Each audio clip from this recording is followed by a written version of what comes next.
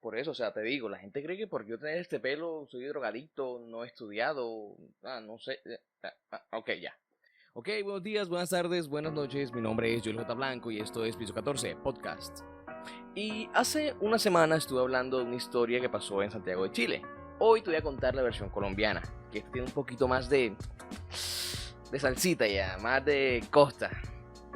Y bueno, la historia comienza así. Era el año de 1984 en Barranquilla, pleno lunes de carnaval. La ciudad amaneció después de un par de días de fiesta un poco más calmada. A las 6:30 de la mañana, Miguel Ángel Torres Socarrás, estudiante de medicina de 24 años, se dirigía a su casa, donde vivía con su mamá y su hermano menor. La ropa que llevaba puesta estaba llena de sangre. Cuando llegó a su casa, su mamá se asustó porque pensaba que le había sucedido algo. Sin embargo, este se mostró muy tranquilo, y lo poco que este le dijo no era muy entendible. Miguel Ángel no demoró demasiado en su casa. Luego de aquí se fue para el centro de la ciudad, donde tomó un bus que se dirigía a Cartagena de Indias. Mientras tanto, José Calet, padre de Lucía Calet de 16 años, fue a buscar a su hija a casa de su madre, la señora Lucía Chedraui de Calet de 74 años, quien vivía con su hija de 50 años, Nani Calet. Llegó aproximadamente a eso de las 7:30 de la mañana. Llegó en su vehículo, comenzó a sonar el clapson, es decir, el pito. Comenzó a llamar por nombre propio, comenzó a tocar a la puerta, pero nadie contestaba. Al ver esto, tomó una piedra y rompió la ventana que estaba al lado de la puerta, y metió la cabeza. Para sorpresa de él, lo primero que encontró en el piso fue a su hija con el cráneo destrozado en un baño de sangre. 10 minutos después de que José Calet hubiera visto este tétrico escenario, ya la policía se encontraba en el lugar. Además de eso, también obviamente la gente se había aglomerado para saber qué estaba sucediendo. En 2 minutos la policía hizo la revisión completa del lugar y allí encontraron los cuerpos de Lucía a 3 metros del cuerpo de su hija Nani. Y entre las dos se encontraban las armas utilizadas, 2 trancas de madera que usaban para cerrar las puertas. Una de ellas estaba rota en 3 partes. A las 10 de la mañana ya se había conformado un equipo especial de investigación sobre este crimen. Este equipo fue dirigido por el mayor Uriel Salazar. Ya a eso de las 10 de la mañana la ciudad se había enterado del suceso, y como cosa rara en Colombia se habían creado muchas versiones. Lo primero que hizo la policía después de todo ese suceso fue crear varias líneas de atención, donde la gente podía comunicarse inclusive de forma anónima para contar los testimonios. Las primeras llamadas se recibieron el martes. Según el mayor Salazar, fueron unas 20 o 30, de las cuales solamente parecían serias 2 de ellas, y podían relacionarse con lo dicho después del sepelio de las víctimas por don José Calet, quien habló con el coronel Duque y le comentó que le parecía sospechoso que un joven estudiante de medicina, muy amigo de Nani y apreciado por doña Lucía, no se hubiera manifestado ni hubiese dado señales de vida después del crimen. Y esto fue lo que dijo: es extraño que no haya venido al entierro ni a la misa, y que ni siquiera nos haya llamado con todo lo que Nani lo quería. Esto fue lo que le dijo don José Calet al coronel Duque. Pero a esta misma hora ya Miguel Ángel se encontraba en Medellín. Había llegado primero a Cartagena a solicitarle a un amigo que le prestara dinero, 2.500 pesos de la época aproximadamente, y con eso se fue a Medellín. Luego el miércoles llegó a Cartagena, con la misma ropa manchada de sangre y con unas heridas profundas en la mano. Si un amigo se lo encontraba o tenía interacción con cualquiera, lo primero que decía era que había sido víctima de un asalto. El jueves Miguel Ángel se comunicó con su mamá, Celina de Torres, desde Bogotá, la capital de Colombia, pero no quiso decirle dónde estaba. Sin embargo, ya la policía se había comunicado con la señora Celina para alertarla de la posible llamada y para pedirle que convenciera a su hijo de que se presentara ante las autoridades. Para este momento Miguel Ángel Torres no era el único sospechoso. Habían 2 homosexuales que estaban vinculados a la investigación. Esto lo hicieron a través de unas llamadas anónimas. Abro comillas. Así aparece en la investigación. No hay nombres propios, no hay nada. Solamente aparece como 2 homosexuales. Yo solamente cumplo con repetir, por si las moscas. En esa primera llamada del jueves, la señora Cecilia no pudo seguir las instrucciones de la policía, ya que las emociones de todo lo sucedido estaban aún a flor de piel. Sin embargo, el viernes pudo tener una comunicación más estable con su hijo y le pidió que hablara con un amigo de la familia, Carlos de Viacé. El sábado, Miguel Ángel Torres habló con su madre y le dijo que estaba dispuesto a hablar con la policía, pero eso solamente si Carlos, el amigo de la familia, estaba dispuesto a viajar a Bogotá con el comandante Salazar. La reunión se llevó a cabo a eso de las 6 de la tarde en el Hotel Tequendama en Bogotá. En esa reunión estuvo el señor Carlos, el comandante Salazar y Miguel Ángel Torres. En medio de la conversación se habló mucho más de cómo había estado él y cuál había sido su recorrido luego que se fue de Barranquilla. Realmente no tocaron los temas de lo que había sucedido en la casa de las Calet. Mientras tanto, aquí en Barranquilla, a los homosexuales que se les había inculpado de forma anónima, ya se había esclarecido de que no habían tenido nada que ver en este caso, y toda la ciudad sabía que Miguel Ángel Torres era el culpable del suceso. Esto debido a todo el trabajo periodístico que obtuvo este caso. Días antes, Miguel había llevado a cabo el único intento que realizó durante toda esta semana de ocultar la evidencia.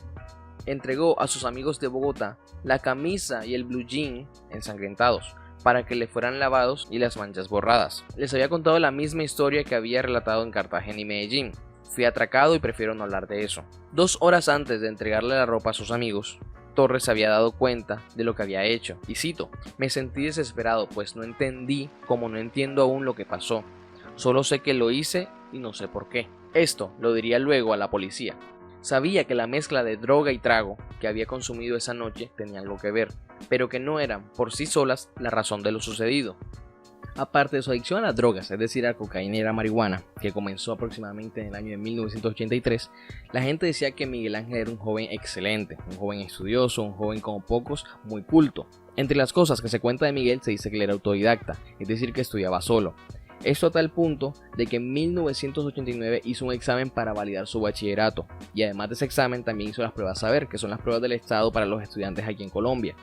Obtuvo tan buenos resultados que una comisión viajó de Bogotá hasta Barranquilla para hacerle un examen otra vez porque creían que había hecho trampa.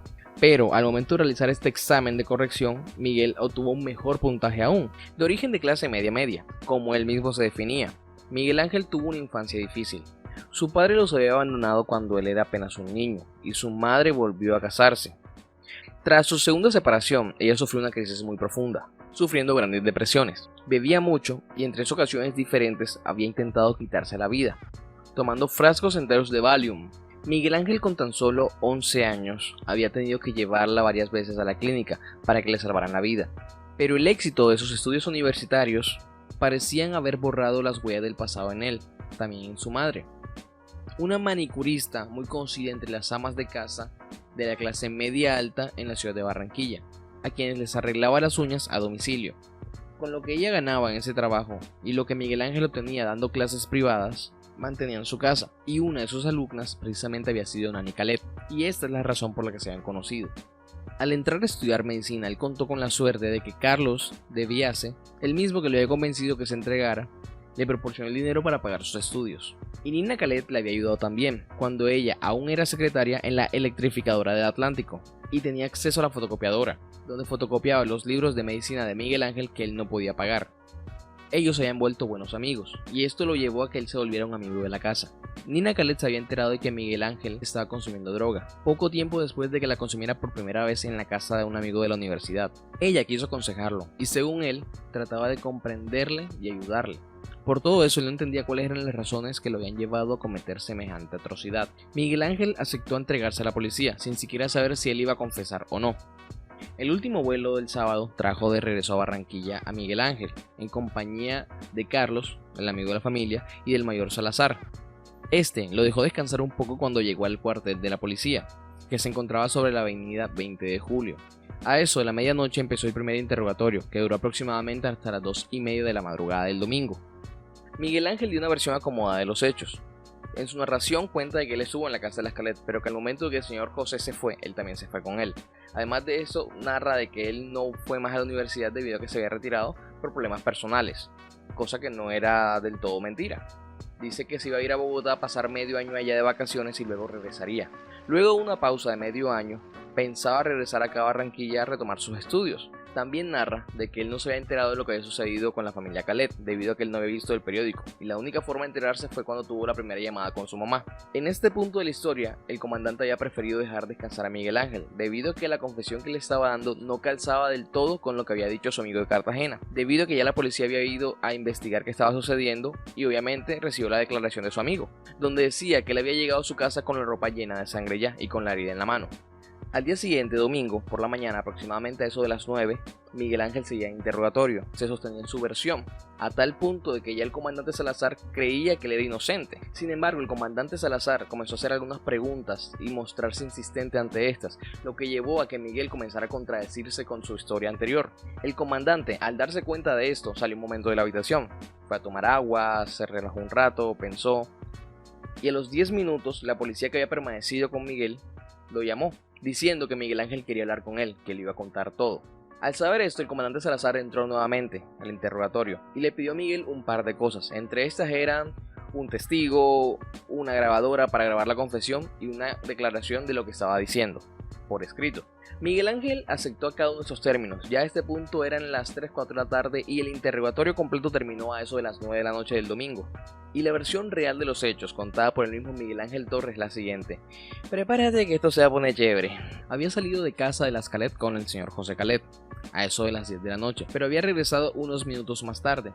Desde las horas de la tarde había comenzado a consumir marihuana y cocaína. Miguel Ángel había pasado la noche en el estudio acompañando a Nani a ver la televisión. Luego leyeron la Biblia como acostumbraban a hacerlo de vez en cuando. A eso de la medianoche, Miguel Ángel encontró una botella de aguardiente y comenzó a beber. Pasadas las 2:30 de la mañana, aprovechó que Nani había clavado sus ojos en la lectura de la Biblia para darle un golpe arriba de la nuca con una de las trancas de madera de la puerta del estudio. Luego se dirigió al comedor, donde siguió tomando de la botella de aguardiente y consumiendo la cocaína que tenía. Aproximadamente a las 3:30 de la madrugada, se levantó con ganas de tomar agua. Estaba deshidratado a causa de la mezcla consumida y optó por dirigirse al cuarto del fondo, donde dormía doña Lucía y su nieta Lucia Fernanda. Él despertó a doña Lucía y le pidió un vaso de agua, que ella trajo de la cocina luego de levantarse. Ella preguntó por Nani y fue a buscarla al estudio, a donde no alcanzó a entrar, pues antes de que pudiera hacerlo, Miguel Ángel la había golpeado 2 centímetros arriba de la frente, con otra tranca de madera, esta vez con la del patio trasero.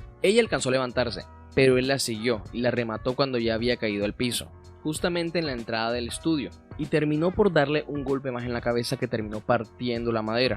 Miguel Ángel volvió al comedor y terminó la botella.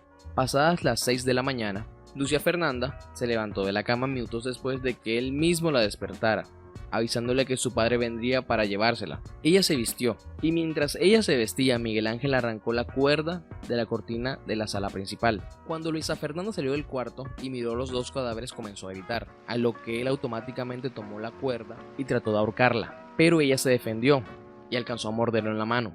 Mientras esto sucedía, él tomó la tranca con la que había matado a Nani y la golpeó en la cabeza. Ella intentó tomar el teléfono de la sala principal, pero un segundo golpe la derribó. Miguel Ángel siguió golpeándola hasta que le destrozó el cráneo. Luego de haber matado a la última Calet, fue al baño y se limpió. Desordenó un poco la casa y tomó 400 pesos en efectivo. Buscó la salida por el patio trasero y saltó la pared del fondo, donde del otro lado había un edificio en construcción. Y luego de esto, Miguel Ángel iría a su casa y comenzaría todo el recorrido que nos llevaría hasta este punto de la historia. Miguel Ángel Torres fue condenado a 24 años de prisión por el suceso de las Calet, pero debido a su buen comportamiento, por dedicarse a labores sociales y a estudiar, le redujeron 12 años. Hoy en día está libre. Estuve investigando algunos blogs en Facebook y toda la cuestión, y dicen que hoy en día es pastor. Tiene familia, tiene hijos, tiene esposa, casa propia, toda la cuestión, pero no me consta eso porque no pude corroborar esta información. Y según lo que estuve buscando también a través de revistas y periódicos, dicen de que este hombre al momento de que salió de la cárcel no aceptó ninguna entrevista y simplemente lo que decía era: yo de eso ya no hablo. Y listo, esa es la historia de hoy. Mi nombre es Joel J. Blanco, esto ha sido Piso 14, espero que te haya gustado, que lo hayas disfrutado. Y, güey, madre, qué calor. Y si este video te gustó tanto o más como me gusta a mí hacerlo para ti, te pido que por favor te suscribas, le des like, lo compartas, me sigas en mis redes sociales y veas las cosas que hago de vez en cuando y me conozcas un poquito más personalmente, guiño, guiño. Y si quieres que yo hable de algún tema en específico que te llame la atención a ti, que te guste a ti, algún caso, alguna historia, alguna cosa que quieres que yo te cuente, que yo narre, escribe en los comentarios o en mis cuentas y házmelo saber. Y creo que lo haré, ¿por qué no? O sea, lo hacemos por ustedes. Y eso ha sido todo. Muchas gracias por vernos. Y chao, chao.